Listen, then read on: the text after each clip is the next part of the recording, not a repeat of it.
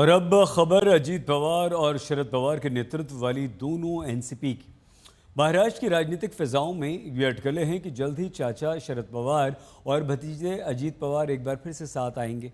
सूत्रों के हवाले से खबर ये मिली है कि दोनों तरफ के एनसीपी खेमों में कुछ बड़े नेता विलय का विरोध कर रहे हैं। अब सवाल ये है कि दशकों तक महाराष्ट्र की राजनीति के पावर सेंटर रहे शरद पवार के मन में आखिर इस समय इस विलय को लेकर क्या चल रहा है।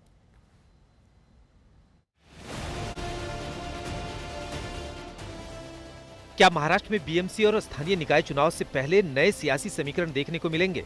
ये सवाल इसलिए क्योंकि एनसीपी के दोनों गुटों में एक बार फिर हलचल तेज हो गई है।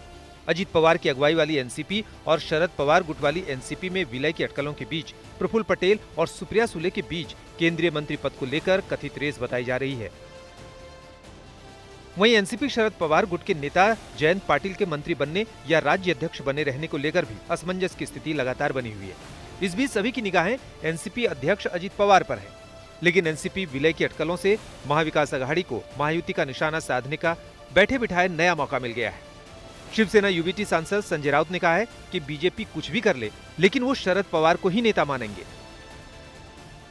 आपण एकत्र आलो पाहिजे असंही म्हणतात आणि जेव्हा ती वेळ येते तेव्हा ते एकत्र व्हायला तयार नाही। जो तो आपापला राजकीय फायदा तोटा त्यात पाहत असतो। प्रफुल्ल पटेल हे काय महान नेते नाही आहेत, हे सगळ्यांना माहिती आहे।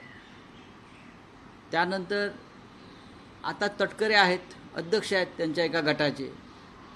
उद्या हा पक्ष विलीन झाला तो होणार नाही असं माझी माहिती आहे, तर अध्यक्ष बदलावा लागेल। इधर महाराष्ट्र एनसीपी अध्यक्ष सुनील तटकरे और शरद पवार गुट के नेता अनिल देशमुख ने विलय की खबरों को अटकलबाजी बताया। शरद पवार भी स्वीकार कर चुके हैं कि विलय को लेकर उनकी पार्टी दो हिस्सों में बटी है, एक विलय के पक्ष में और दूसरा पक्ष इसका विरोध कर रहा है। उनका कहना है कि फैसला पार्टी के युवा नेताओं के हाथ में है। उन्होंने बिना नाम लिए सुप्रिया सुले पर फैसला छोड़ने का संकेत दिया है। राष्ट्रवादी कांग्रेस पार्टी के सामने कोई भी प्रस्ताव मर्जर का नहीं है, साथ में आने के बारे में भी कौन सा प्रस्ताव नहीं है। सो अभी कुछ सवाल उठता है। दोन्ही राष्ट्रवादी पक्ष एकत्र येण्याच्या बाबतीत ज्या काही चर्चा चालू आहे त्या फक्त माध्यमांच्या माध्यमातून चालू आहे। इस बीच सीएम देवेंद्र फडणवीस का बयान भी चर्चा में है। उन्होंने एक इंटरव्यू में शरद पवार की जमकर तारीफ की। बीजेपी ने ऑपरेशन सिंदूर की सफलता बताने और पाकिस्तान को एक्सपोज करने के लिए 7 प्रतिनिधिमंडल विदेशी दौरे पर भेजे हैं। उनमें से एक की अगुवाई शरद पवार की सांसद बेटी सुप्रिया सुले कर रही हैं, जिससे माना जा रहा है कि बीजेपी भी शरद पवार गुट को साथ लाना चाहती है। 10 जून को एनसीपी का स्थापना दिवस है। उससे पहले तक दोनों गुटों में विलय की खबरें आने और उस पर सियासी सरगर्मी बने रहने की उम्मीद है।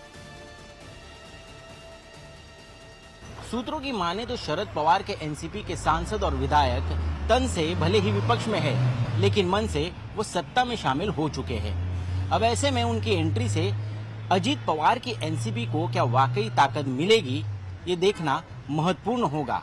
लेकिन दोनों ही संभावनाओं में बीजेपी और एनडीए गठबंधन बिहार चुनाव से पहले मजबूत जरूर होगा, इसमें कोई दो राहें नहीं रहती। कैमरा पर्सन महेश मोरे के साथ मैं ऋत्विक भालेकर, मुंबई आज तक।